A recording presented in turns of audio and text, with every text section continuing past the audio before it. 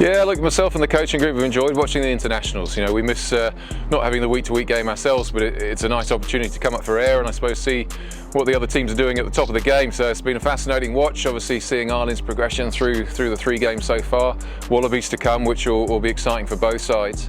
Interesting as well to see how the referees are I suppose, policing that obstruction law in terms of the contestable kicks and how it's opening up the game, both for the attack and the defence in transition. So, look, there's loads for us to get our teeth into, and we've enjoyed watching some of our boys and seeing how they go as well. I suppose we're pleased overall. You know, won 3, lost 3.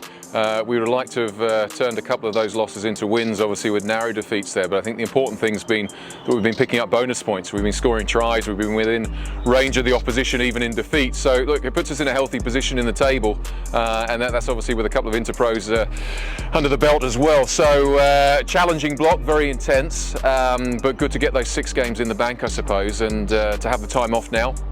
These few weeks we gave the players a bit of a break for 10 days, which was important, not so much probably on the back of those 6 games, but I guess feeding forward for a really intense block of games to come. We've obviously got the Bulls this weekend feeding into our European campaign kicking off, and a couple of interpros around Christmas time, and then still further rugby after that. So look, this will be a really important block of games for our season, and you know, we'll dig deep into the squad in that time as well.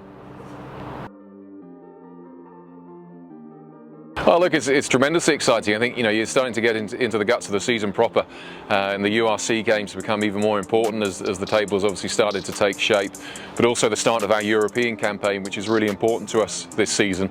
And, you know, as much as every team is pushing hard to get that Champions Cup place, as we are as well, I think for us the Challenge Cup is an enormous opportunity. To have a home game first up against Zebre here at Dexcom is massive, and you know, we're hoping for another sellout crowd, and the boys will be looking to put on a really good performance so that we can bank some points and I suppose put ourselves in the driving seat in terms of that European campaign, and then away to Perpignan. And those away French games leading up to Christmas are always a terrific experience for the squad and the supporters as well. And then the small matter of 2 interpros around Christmas time. So all that, you know, alongside the festive season and everything that goes with that in terms of families coming and everyone wanting to watch us, I suppose, over the Christmas period. It's you know, it's a great time to be involved with any team, but particularly here at Connacht.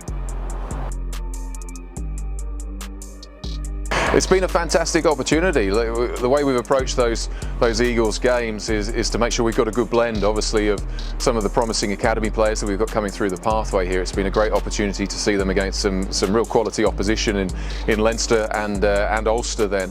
But also make sure that we've got that senior representation. I think it's important in terms of the development of the younger guys in the team, but also it's giving opportunity to some of our players who've been really important for us over previous seasons and will be so this season, but just haven't had the opportunities in those first 6 rounds of games. So I've enjoyed watching the team. Eric Elwood and Andrew Brown and Morgan Kadar have done a really good job of preparing that group, and it was a chance for me, I suppose, to float around the edges and just observe the group from a distance, and I thought there's some fantastic performances through that.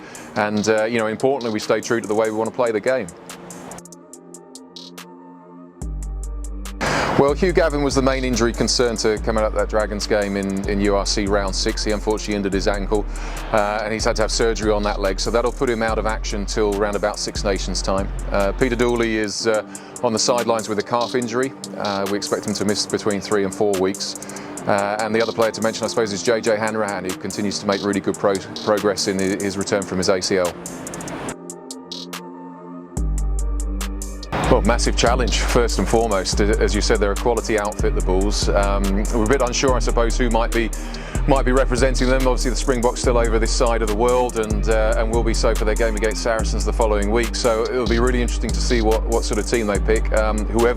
Whoever turns out for them, they'll be very, very strong. I think, you know, the Bulls have stayed true to those real strengths of traditional rugby in Pretoria, of a very dominant, powerful forward pack, a team that, you know, wants to beat you into submission up front, but then some really, really exciting backs and guys that will cut loose if you give them an opportunity. So great challenge for us.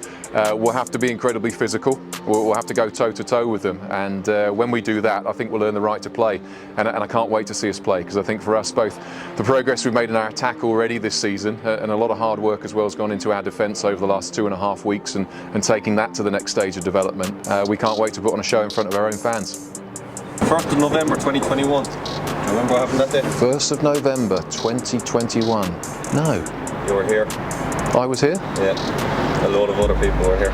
What were we doing? Playing a match. Go on. Playing the Bulls. Do you remember a certain try? Mac Hansen's debut? Mac Hansen. There you go. Yeah. That's a good one. That's a good one to have.